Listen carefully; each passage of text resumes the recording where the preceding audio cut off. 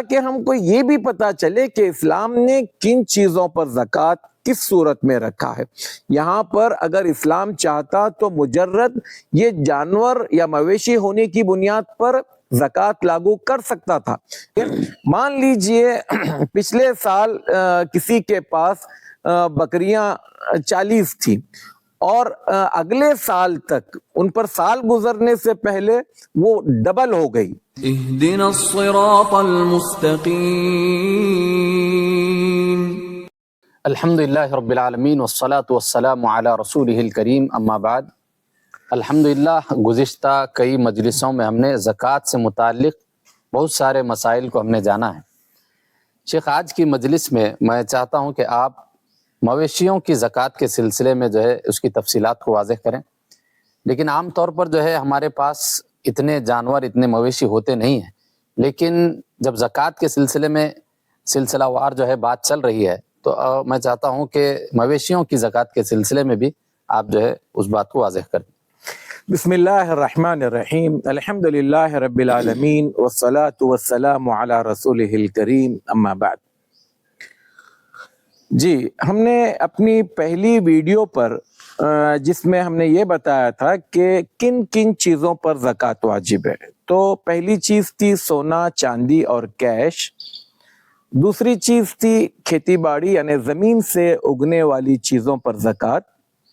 تیسری چیز تھی مویشی یعنی اونٹ، اونٹنی، گائے، بیل، اور بعض لوگوں نے گائے اور بیل سے ہی متعلق بھینس اور بھینسا کو بھی لیا ہے، پھر بکرا، بکری، مینڈھا، مینڈی، یہ چیز، اور چوتھی چیز عروض التجارہ یعنی سامان تجارت۔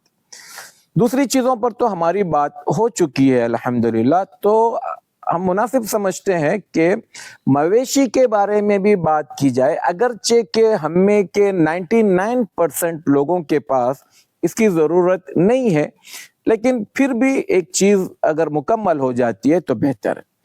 یہاں پر سب سے پہلی چیز اس بات کی وضاحت کی جائے کہ یہ جن مویشیوں کی ہم بات کر رہے ہیں ان میں انہی مویشیوں پر زکوٰۃ واجب ہے جو قدرتی چراگاہوں پر جا کر چرتی ہے۔ اگر میں آپ ان کو چارہ لا کر گھر میں ڈالتے ہیں تو ایسے مویشیوں پر کوئی زکوٰۃ نہیں ہے۔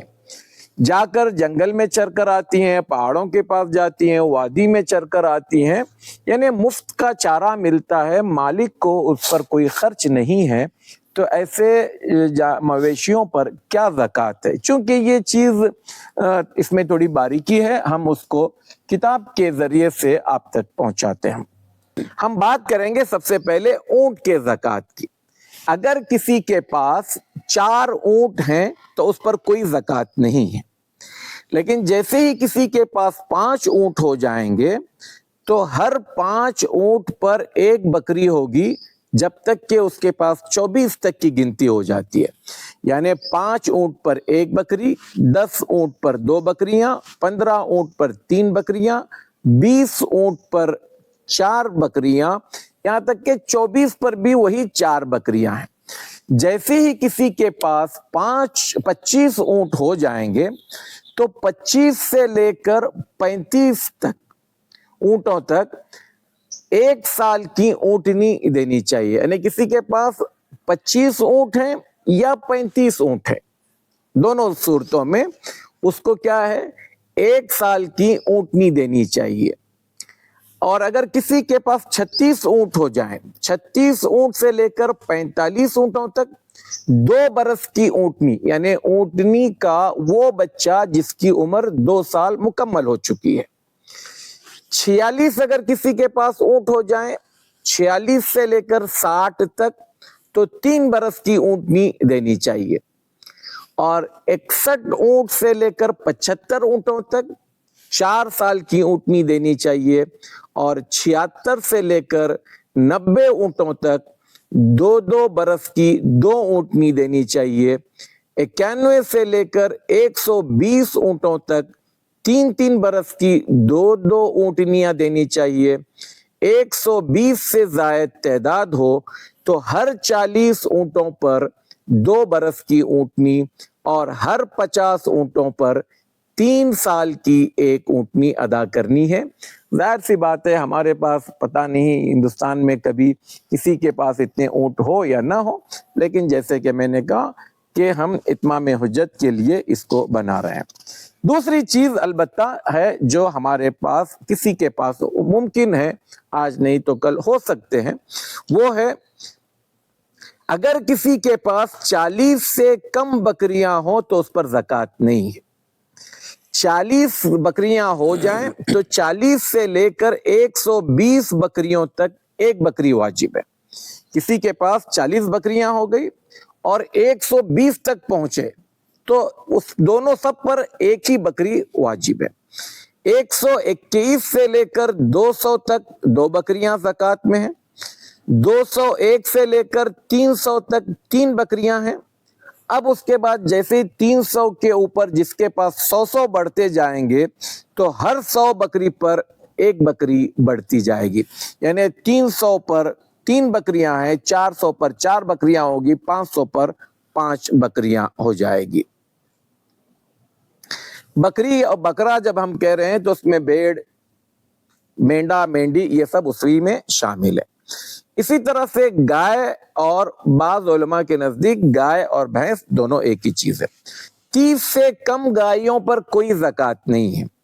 30 گائیوں پر 1 سال کا بچڑا یا بچڑی زکوٰۃ ادا کرنی ہے۔ 40 گائیوں پر 2 سال کا بچڑا یا بچڑی زکوٰۃ دینی ہے۔ 60 گائیوں پر 2 بچڑے یا 2 بچڑیاں جو دوسرے سال کی عمر میں ہوں زکوٰۃ ادا کرنی چاہیے۔ 60 سے زیادہ گایوں پر ہر 30 کے اضافے پر 1 سال کا بچڑا بچڑی یا 40 کے اضافے پر 2 سال کا بچڑا یا بچڑی ادا کرنی چاہیے۔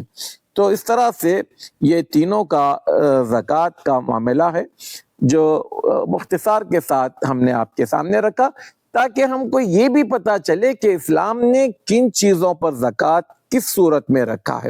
یہاں پر اگر اسلام چاہتا تو مجرد یہ جانور یا مویشی ہونے کی بنیاد پر زکوٰۃ لاگو کر سکتا تھا، لیکن اسلام صرف پیسہ حاصل کرنے کی نہیں دیکھتا بلکہ یہ بھی دیکھتا ہے کہ مالک پر اگر اس کا بوجھ ہے چارے کا تو اس سے زکوٰۃ نہیں لیتا۔ مفت کا چارہ کھا کر اگر یہ پل رہے ہیں تو اس صورت میں یہ زکوٰۃ لاگو ہوتی ہے۔ اس میں ایک اور نقطہ یہ کہ مان لیجئے پچھلے سال کسی کے پاس بکریاں 40 تھی اور اگلے سال تک ان پر سال گزرنے سے پہلے وہ ڈبل ہو گئی، تو اس میں جو بچے ہوئے ہیں وہ بچوں کو بھی کاؤنٹ کیا جائے گا، اس میں سال گزرنا یہ دیکھا نہیں جائے گا کیونکہ وہ قدرتی طور پر پیدا ہونے والے بچے ہیں جو درمیان میں آئے ہیں، آپ نے اس کو خرید کر نہیں لایا ہے۔ تو جو چیز آپ خرید کر لائیں گے اس پر سال گزرنا ہے، جو چیز منافع میں ملی ہے اس پر سال گزرنا ضروری نہیں ہے۔ اللہ تعالی ہمیں صحیح بات کہنے اور اس پر عمل کرنے کی توفیق عطا فرمائے۔ السلام علیکم ورحمۃ اللہ وبرکاتہ۔ جزاک اللہ خیر، بارک اللہ فیکم۔ السلام علیکم ورحمۃ اللہ وبرکاتہ۔ کہ صراط مستقیم کا جو چینل ہے ماشاءاللہ معتبر ہے، میں نے بھی اس کی کئی کلپ سنی، بہت دلائل دیتے ہیں، بہت تفصیل کے ساتھ مسئلے کی وضاحت کرتے ہیں، اس لیے مجھے یہ چینل پسند آیا۔ میں آپ سے بھی ریکمینڈ کروں گا، سفارش کروں گا کہ آپ بھی اس چینل سے فائدہ اٹھائیے۔ اللہ تعالیٰ آپ کو جزائے خیر دے۔